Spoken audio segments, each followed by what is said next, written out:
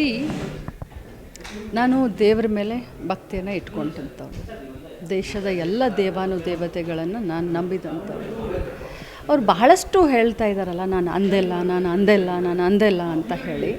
ಕಾನೂನು ಒಂದು ಕಡೆ, ಕಾನೂನು ತನ್ನ ಪ್ರಕ್ರಿಯೆ ಮಾಡುತ್ತೆ.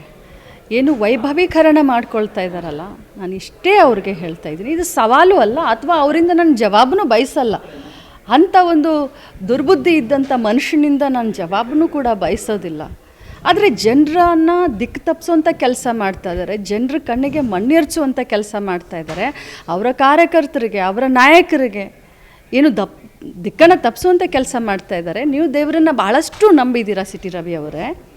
ಧರ್ಮಸ್ಥಳ ತಮ್ಮ ಊರಿಗೆ ತುಂಬ ಹತ್ತಿರ ಇದೆ. ಇಡೀ ರಾಜ್ಯದ ಜನ, ದೇಶದ ಜನ ಧರ್ಮಕ್ಕೆ ಇನ್ನೊಂದು ಹೆಸರು ಧರ್ಮಸ್ಥಳ ಅಂತ ಹೇಳ್ತೀವಿ. ಮಂಜುನಾಥನ ಮೇಲೆ ನೀವು ಪ್ರಮಾಣ ಮಾಡಿ ಹೇಳಿ. ನೀವು ಕೂಡ ನಿಮ್ಮ ಧರ್ಮಪತ್ನಿಯನ್ನು ಕರ್ಕೊಂಡು ಬನ್ನಿ ಮಂಜುನಾಥನ ದೇವಸ್ಥಾನಕ್ಕೆ. ನಾನು ಕೂಡ ನನ್ನ ಕುಟುಂಬವನ್ನು ಕರ್ಕೊಂಡು ಅಲ್ಲಿ ಬರ್ತೀನಿ. ಇದು ನೈತಿಕತೆಯ ಪ್ರಶ್ನೆಯನ್ನು ಎತ್ತಿದ್ದೀರಾ ನೀವು. ನಿಮಗೆ ನೈತಿಕತೆ ಇದ್ದರೆ ಖಂಡಿತವಾಗ್ಲೂ ನೀವು ಅಲ್ಲಿ ಬನ್ನಿ.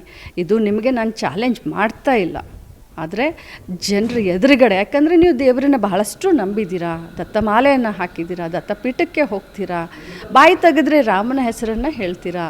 ಅದಕ್ಕೆ ತಾವು ಬನ್ನಿ ಧರ್ಮಸ್ಥಳಕ್ಕೆ ಅಂತ ಕರಿತಾ ಇದ್ದೀನಿ.